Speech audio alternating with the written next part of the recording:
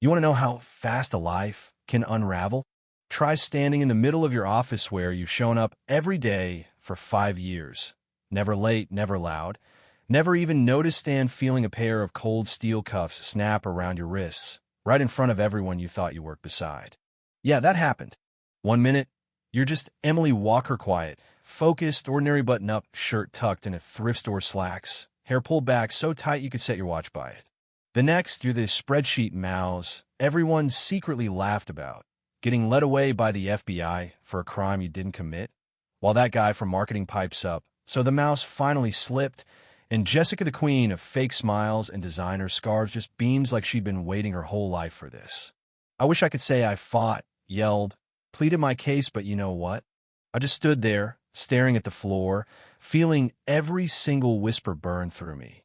All the times I'd worked late, fixed messes I didn't make, eaten lunch alone while the others snickered, suddenly it all made sense to them. Now they knew why I'd always kept my head down. I was the accountant, the nobody the woman Jessica said was more suited for mopping floors than crunching numbers. It didn't matter that I saved there, but when clients' accounts crashed or that I'd pulled all-nighters to make the company look good, no one cared. In fact, I think they enjoyed watching me fall. Jessica, with her perfect hair and perfect teeth, loved to remind me where I belonged, handing me stacks of urgent reports messed up on purpose, stealing credit when I fixed them, and always laughing when the boss gave her a pat on the back. Sometimes I'd see my hands shaking under the desk, but I'd just keep typing one more line, one more spreadsheet. You do what you have to, right? But the little stuff adds up. The team photo day, where no one told me. Some there in the back, blurry and awkward, while Jessica grins front and center, sending the picture to the whole company. The sticky notes on my monitor, dress like you belong here.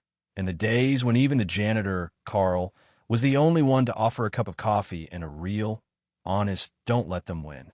You'd think adults would be better than high school. But the games never really end, do they? Rainy morning, umbrella flips inside out. I come in soaked, and Jessica shouts for everyone to look. Tom tosses me a roll of paper towels. Some of us care about this place. Clean it up, would ya? And I wipe the floor with my hair dripping in my eyes. Phone's out, pictures snapped, laughter bouncing off the walls. The cruelty didn't stop at pranks. There was the happy hour where Jessica accidentally spilled wine down my shirt and half the office filmed me scrubbing the stain in the bathroom, their giggles echoing in the hall. And then the rumors start snitch. Brown-noser Tom leaning in close, his breath like burnt coffee, daring me to deny it. I just do my job, I tell him, and he walks away, almost disappointed I didn't give him more. Funny thing is, when the numbers in our ledgers stopped adding up to any errors at first, then bigger than enough to threaten the whole company, guess who stayed late to fix it all? Me, alone under the blue glow of my monitor, tracing every transaction until I found the leak. By dawn, I had every balance right. The boss called me in, said, "You saved us." I almost smiled. Almost. But the bullying only got meaner, more public. Jessica posted a group photo to the company chat. Team spirit minus the one who doesn't get it, cropped me out so everyone knew I was the joke. Daniel, a nervous intern, left a thank you note after I showed him how to spot errors, one small bright spot in all the shadows. Most days, though, it felt like nothing I did mattered. But here's the twist: the more they pushed, the more I started noticing something was off. Transfers, strange accounts, money moving in ways it shouldn't. I started saving proof, screenshots, and backups, kept a USB drive in my bag, and sent a copy to a college friend-in-law. I didn't plan to be a hero. I just couldn't look away.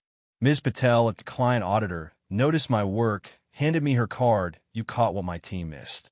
Call me if you ever want to change." Jessica's eyes went cold. The next day, I found my mother's photo face down on my desk and a note. "Nobody likes a sneak." I straightened the picture, set my jaw, and kept working. One day, everyone left for lunch and forgot to invite me. Jessica dropped off a half-eaten container, figured you'd want the leftovers.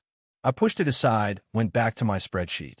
Then just as I was about to email my evidence to the auditors, the doors flew open and the FBI stormed in. My heart raced, but I kept my head up. They cuffed me, led me out, and Jessica's gasp was almost gleeful. Little mouse finally slipped. They didn't find the USB, though I'd hidden it deep. Prison was a whole new kind of hell. First week, some inmate named Tanya smashed my glasses. Don't need these to scrub floors. Another shoved a dead rat under my blanket, and the guards just laughed. I scrubbed pots until my hands bled, listened to women like Lena Sharp, twitchy, in for a crime she didn't commit, whisper how the system chews you up. Martia, older, used to work maintenance, showed me the prison's weak spots. The bullying never let up. Food dumped on my lap, letters from my mom stolen and read out loud, locked in closets for hours. But I didn't break, not really. You learn to watch, to wait, to see patterns in chaos. Slowly, I found allies: Lena with her computer smarts, Martia who could pop a vent cover in the dark. We mapped out a plan, found a glitch in the cameras during the monthly system reboot, crawled through the vents on a stormy night, and escaped into the rain. For luck, Martia handed me a wrench etched with the prison logo. Keep it safe. I did. Outside, I tracked down my old college friend and got my USB drive back. I found a journalist, Sarah, young but fierce, told her everything, laid out every document, every transfer, every lie. She ran the story, names and all. The real crooks: Jessica, Tom, even a VP named Mark went down hard. A hidden email surfaced, written by Mark to Jessica, mocking me. The mouse won't see it coming. That line exploded on social media. The whole country watched my story play out. Protests outside the company. Headlines everywhere. Innocent accountant framed by her own team.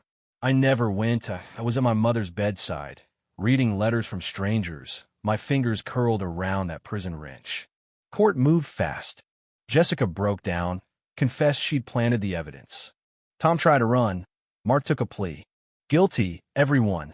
When the judge cleared my name, I didn't cry. I just nodded and walked out. The FBI apologized, their faces red on TV.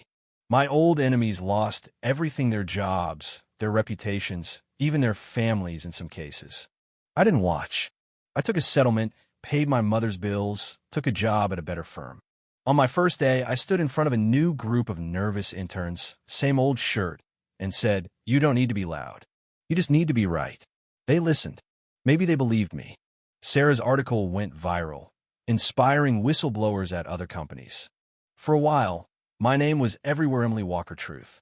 But I was just glad to come home, set my mother's photo back on a nightstand, and breathe. The truth changed everything, not just for me, but for anyone who's ever been mocked, underestimated, or pushed down and told they were nothing. You ever been there? You know what I mean? A world tries to break you, but you keep going anyway. So, I want to know where you're watching from.